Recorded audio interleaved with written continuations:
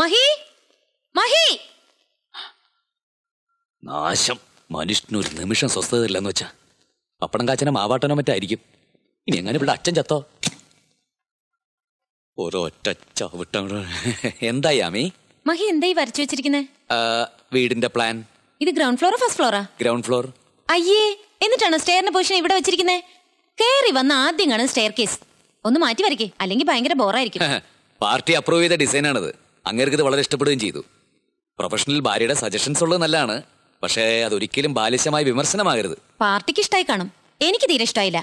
വന്ന് മഹിയുടെ ഡിസൈൻസ് ഒക്കെ റിപ്പീറ്റേഷൻ ആയി വരിക. അത് ഞാൻ സഹിച്ചു. അങ്ങനെ സഹിച്ചാൽ എങ്ങനെയാ? ആർക്കിടെക്ട്സിന് ഒരു പഞ്ഞും ഇല്ലാത്ത കാലമാ. വർക്ക് കുറഞ്ഞാലേ അത് എന്നെയും കൂടെയാ ബാധിക്കുന്നത്. ഒരു വീഴ്ച ഉണ്ടാവാൻ എളുപ്പാ. സൂക്ഷിച്ചും കണ്ടും ചെയ്തു കൊടുക്കാൻ നോക്ക്. ആ പിന്നെ, അടുക്കളയിൽ സാധനങ്ങളൊക്കെ തീർന്നു. നാളെ വല്ലതും വെക്കണമെങ്കിൽ മേടിച്ചേ പറ്റൂ. തീർന്നോ? 2300 രൂപയുടെ സാധനം മേടിച്ചിട്ട് ഒരു മാസം കഴിഞ്ഞില്ലല്ലോ. ഒരു മാസം തേക്കാനാണോ മേടിച്ചത്? ദിവസം എടുത്തോണ്ടിരിക്കല്ലേ, അപ്പൊ തീരും. മൃദുലയും അവളുടെ അച്ഛനും ജോലിക്കാരി ഉണ്ടായിരുന്നപ്പോ 1500 രൂപയുടെ സാധനം മേടിച്ച 1.5 മാസത്തേക്ക് തികയായിരുന്നു. ഇവിടെ ഇപ്പൊ നമ്മൾ 2 പേരിലേ ഉള്ളൂ, അതുകൊണ്ട് ചോദിച്ചതാ. അതിന് അവൾ ഇവിടെ ഉണ്ടായിരുന്നപ്പോ വെപ്പും കൂടി ഉണ്ടായിരുന്നോ? ഇപ്പോഴല്ലേ നിങ്ങൾ നല്ല ആഹാരം കഴിച്ചു തുടങ്ങിയത്? അപ്പൊ ചെലവും കൂടും. കറിയും വേണം, മോന്തേ നന്നായിരിക്കണം എന്ന് പറഞ്ഞാ കുറച്ച് പാടാ. ഒന്നടങ്ങ്. എന്താ വേണ്ടെന്ന് വെച്ചാൽ നമുക്ക് മേടിക്കാം. മഹിക്ക് ഫീൽ ചെയ്തോ? ഏയ് അല്ല, ഞാൻ എന്റെ അഭിപ്രായം പറഞ്ഞതേ ഉള്ളൂ. ദേ പിന്നെ, ഫിഷിനും വെജിറ്റബിൾസിനും ഒക്കെ ആയിട്ട് എന്റെ കയ്യിൽ ചെലവാക്കിയ രൂപയുടെ കണക്ക് ഞാൻ കുറിച്ചു വെച്ചിട്ടുണ്ട്. അത് ഇന്ന് തന്നെ ഇങ്ങ് തന്നേക്കണേ.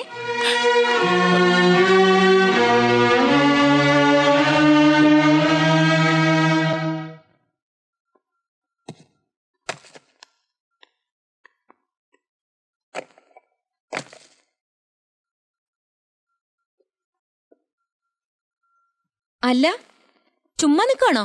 ഒരു ബാസ്ക്കറ്റ് എടുത്ത് പയർ ഐറ്റംസ് ഒക്കെ 2 പാക്കറ്റ് എടുത്തേ.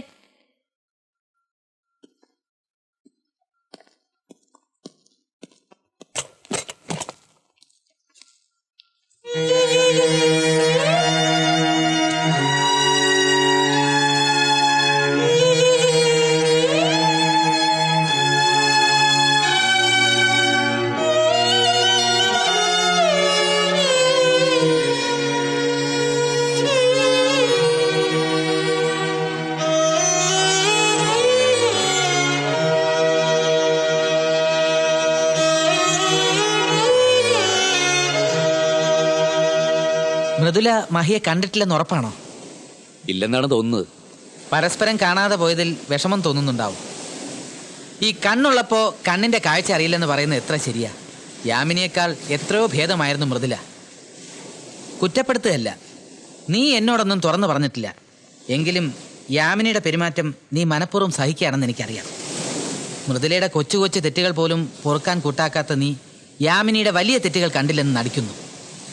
അടുത്തു നിന്നും അകന്നു നിന്നും ഞാൻ നിങ്ങളുടെ ജീവിതം കണ്ടതാണ്. മൃദുലയുടെ പോരായ്മകൾ മാത്രമേ മഹി ശ്രദ്ധിച്ചുള്ളൂ, നന്മകൾ കണ്ടില്ല. എല്ലാത്തിനും കൂട്ടു തന്നിട്ട് നീ ഇപ്പൊ എന്നെ കുറ്റപ്പെടുത്തുകയാണോ? അല്ല, കുറ്റം നിന്റേത് മാത്രമല്ലല്ലോ. ഞാനും ഊർമിളയും കുറ്റക്കാരാണ്.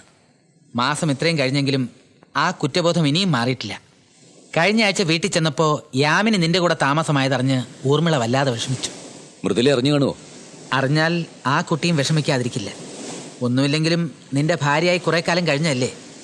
ആ സ്ഥാനത്ത് മറ്റൊരു സ്ത്രീയെ ഒരു പെണ്ണിന് സങ്കല്പിക്കാൻ ഒക്കുവോ?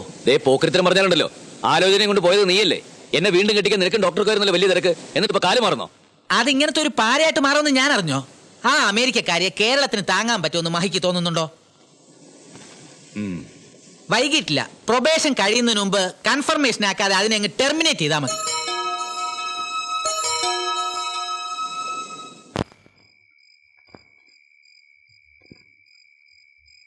എന്താ ഒരു ആലോചന? ഏയ് ഒന്നുമില്ല. ഷോപ്പിംഗ് കോംപ്ലക്സ് ഇറങ്ങിയത് മുതൽ ഞാൻ ശ്രദ്ധിക്കുക. മഹി വല്ലാതെ മൂടിയായിരിക്കുന്നു. ഏയ് ഒന്നും മറച്ചു വെക്കണ്ട, എന്നോട് ധൈര്യമായിട്ട് ഷെയർ ചെയ്യാം. നമുക്ക് രണ്ടുപേർക്ക് ഇവിടെ തുല്യ സ്ഥാനമാ. ഏയ് അങ്ങനെ ഷെയർ ചെയ്യാനുള്ളൊന്നുമില്ല. എന്തോ ഓർത്ത് നിന്നുപോയി, അത്രേ ഉള്ളൂ.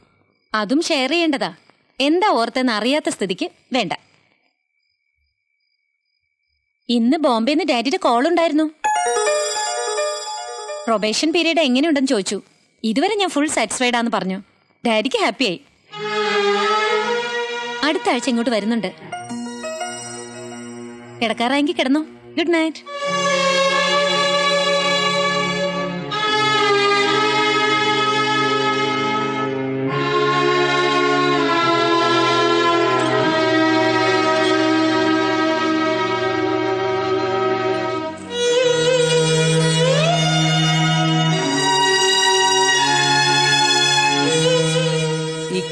ഉള്ളപ്പോ കണ്ണിന്റെ വില അറിയില്ലെന്ന് പറയുന്നത് എത്ര ശരിയാ. യാമിനേക്കാൾ എത്രയോ ഭേദമായിരുന്നു മൃദുല.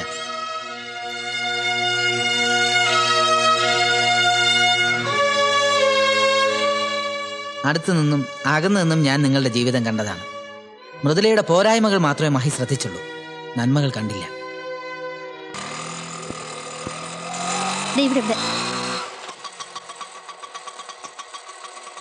എത്രയാ? 10 രൂപ. ഇതെന്താ രാവിലെ ഒരു മുന്നറിയിപ്പില്ലാതെ? എന്തെങ്കിലും ആവശ്യമുണ്ടെന്ന് അറിയിച്ചിരുന്നെങ്കിൽ ഞാൻ അങ്ങോട്ട് വരുമായിരുന്നല്ലോ. ഇങ്ങോട്ട് വരേണ്ട കാര്യം ഉണ്ടായിരുന്നു. കൈ വെട്ടിച്ച് കാര്യം പറയടി. കാര്യം പറഞ്ഞിട്ട് കൈവിടാം. കഷ്ടം, നടക്കങ്ങോട്ട്. നേരാണോ നീ പറഞ്ഞത്? നേരായതുകൊണ്ടല്ലേ അവള് രാവിലെ തന്നെ ഓടി വന്നത്. ഊർമിള എങ്ങനെ അറിഞ്ഞു? മൃദുലയുടെ അയൽവാസി ശാരദ ഊർമിളയുടെ കൂടെ പഠിച്ചതാ. അവര് പറഞ്ഞ അറിഞ്ഞത്. ആ മഹിളാ സമാജം രാഗിണിയുടെ കെയർ ഓഫിലുള്ള ഒരു പ്രപ്പോസലാ. പയ്യന് ബാങ്കിലാ ജോലി. അതും ഒരു ഡൈവേഴ്സ് കേസാ. മൃദുല സമ്മതിച്ചിട്ടില്ല. പക്ഷേ മാഷ് നിർബന്ധിച്ചോണ്ടിരിക്കുക.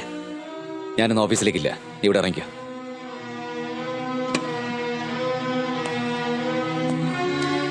മഹി എങ്ങോട്ട് പോകുന്നു? ഒരു സ്ഥലം വരെ.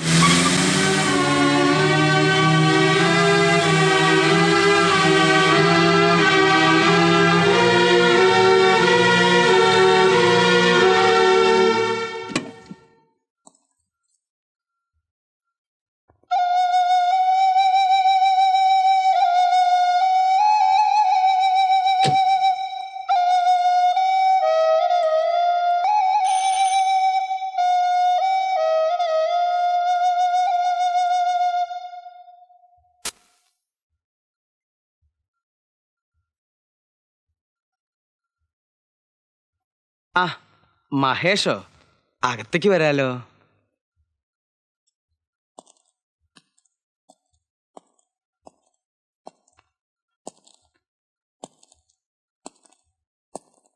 ഇരിക്കൂ. ഇവിടെ അടുത്ത് ഏതോ വർക്ക് നടക്കുന്നുണ്ടെന്ന് ആരോ പറയണത് കേട്ടു. അവിടെ വന്നപ്പോ ഇവിടെയും ഒന്ന് കേറി പോകാന്ന് വിചാരിച്ചു അല്ലേ? അല്ല, ഞാൻ ഇവിടേക്ക് തന്നെ വന്നതാ. എന്താ വിശേഷം? ഞാനൊരു കാര്യം അറിഞ്ഞു. അത് ശരിയാണോന്ന് അറിയാൻ വേണ്ടി വന്നതാ. എന്താണ് അറിഞ്ഞതെന്ന് പറഞ്ഞാലല്ലേ ശരിയാണോ തെറ്റാണോ എന്ന് എനിക്ക് പറയാനൊക്കൂ. മൃദുലേക്ക് വേറെ കല്യാണം ആലോചിച്ചെന്ന് കേട്ടു. എന്റെ കാലം കഴിഞ്ഞാ പിന്നെ അവൾക്ക് ആരാ ഉള്ളത്?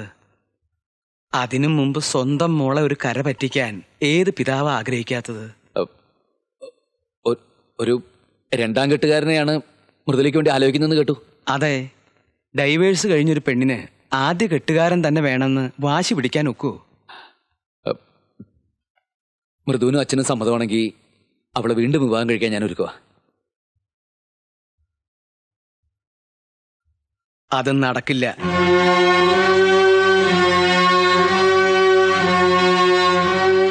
വീണ്ടും വിചാരമില്ലായ്മയുടെ പേരിൽ ബാലിശമായ ഒരു വാശിയുടെ പുറത്ത് നിയമപരമായി ബന്ധം വേർപ്പെടുത്തിയെങ്കിലും ഇത്രയും നാള് എൻ്റെ മോളും നിങ്ങളെക്കുറിച്ച് ഓർത്ത് കഴിയുകയായിരുന്നു.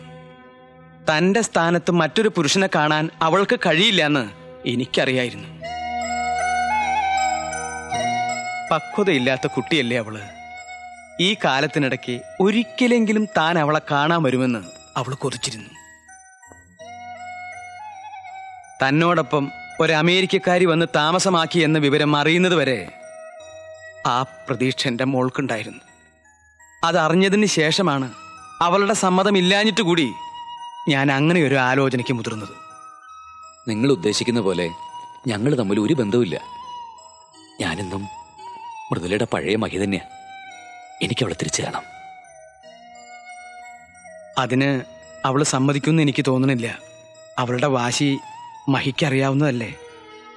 അഥവാ സമ്മതിച്ചാൽ തന്നെ ഇപ്പൊ കൂടെ കൂടിയിരിക്കുന്നവള് അങ്ങനെ അങ്ങട് പൊടിയും തട്ടി ഇറങ്ങിപ്പോവോ? അവളെ ഇറങ്ങിപ്പോണമെങ്കിൽ മൃദു എന്റെ ജീവിതത്തിലേക്ക് വന്നേ പറ്റൂ.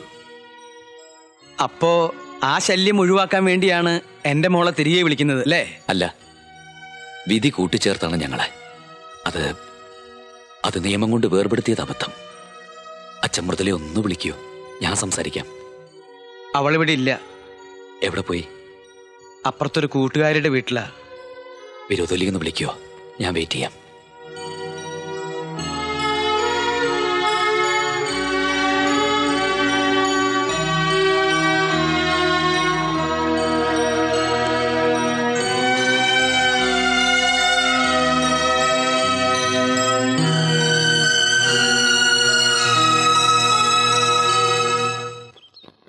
എന്താ അച്ഛാ വിളിച്ചേ? ആ ഒരു ഗ്ലാസ് ചായയോ നാരങ്ങ വെള്ളമായിട്ട് മോൾ അപ്പുറത്തോട്ടൊന്ന് വന്നേ. ദേ നിന്നൊരാള് കാണാൻ വന്നിരിക്കണു. എനിക്കിനി ആരെയും കാണണ്ടെന്ന് പറഞ്ഞില്ലേ? അച്ഛന് ഞാനൊരു ശല്യമാണെങ്കിൽ ഞാൻ എങ്ങോട്ടെങ്കിലും പൊക്കോളാം. അച്ഛന് മോളൊരു ശല്യോ? നീ എന്താ ഈ പറയണേ? ഇത് പെണ്ണ് കാണലൊന്നുമല്ല. നമുക്ക് വേണ്ടപ്പെട്ട ഒരാള് നമ്മുടെ വീട്ടിൽ വരുമ്പോ അയാൾക്കൊരു ഗ്ലാസ് ചായ കൊടുക്കേണ്ടത് നമ്മുടെ മര്യാദയല്ലേ? ഈ വീട്ടിലൊരു പെണ്ണുള്ളപ്പോ ഞാനത് ചെയ്യുന്നത് ശരിയാണോ?